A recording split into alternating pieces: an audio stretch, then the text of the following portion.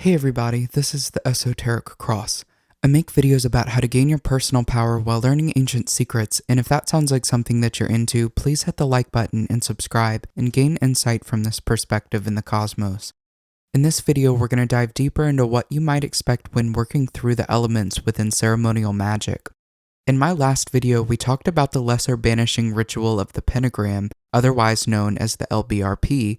We talked about what it is and why you would want to perform that ritual every day as you're getting started with your journey within magic. Banishing is focused on clearing these energies and making space for new energy to come in. When we are banishing the four elements with the lesser banishing ritual of the pentagram, we are clearing out the energies of the four elements. Many people get into magic with intentions of manifesting something specific into their lives, like money, health, love, or aspects of freedom. The first part of the path in magic is to change the self, and this is represented by the four elements, which are the aspects of our personal consciousness, or aspects of our internal world. This means that the first thing that we focus on is changing the self. This is because we are setting up the four corners to the strong foundation for our future work. This is going to give us the stability to be able to maintain the growth that we attain in the future. I just want to make it more clear that when we work with these elemental energies, we are truly working on the way that we operate internally. When you're trying to create a bigger change within the external reality, you would want to work with planetary energies.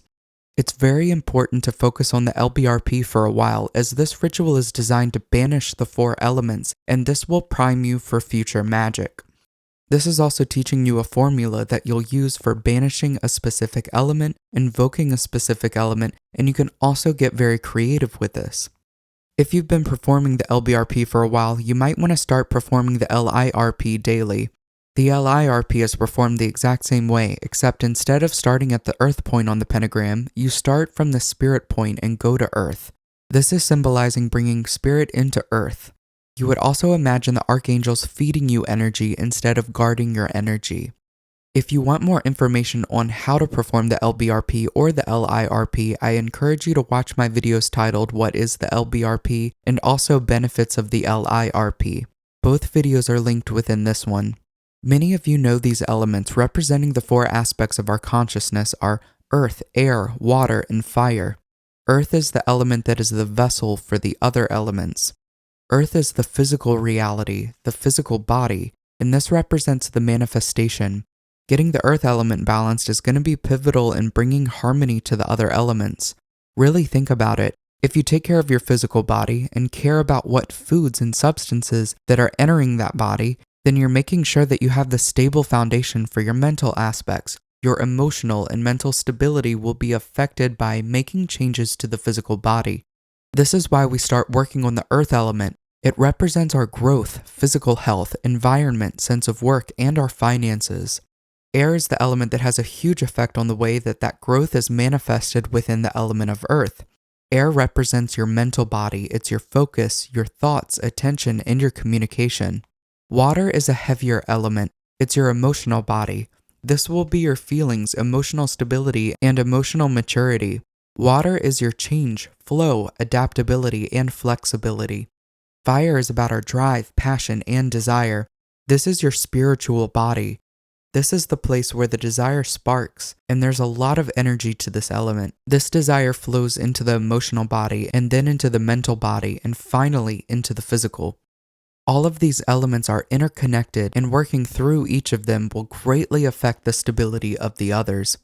This will cause changes within the personal consciousness and result in stronger stability to move through the much more potent energies of the planets. Let's talk about invoking these elements and what that might look like. You would want to have been performing the LBRP and the LIRP for a little while before invoking any element specifically. You would also want to have been banishing that element for a while too. You'll be following the same basic formula of the ritual in order to invoke an element.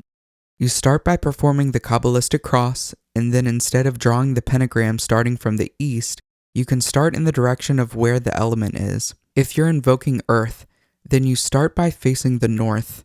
You draw the earth invoking pentagram by beginning at spirit and bringing it into the earth point.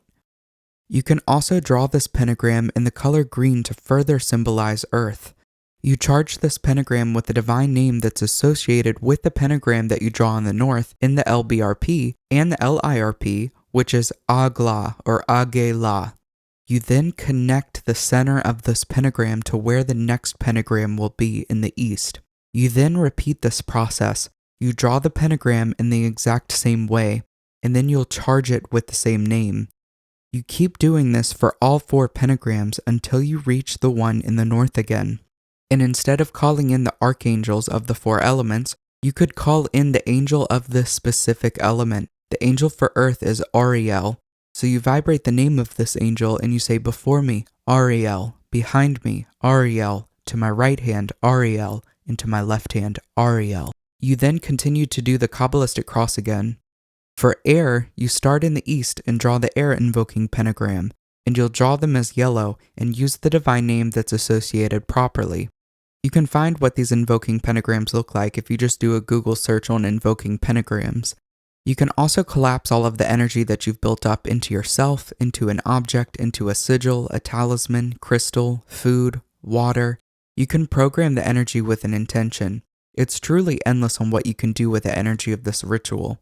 If you need help and guidance with getting started with these rituals and performing them properly, I have a live course on beginning ceremonial magic that starts October 5th.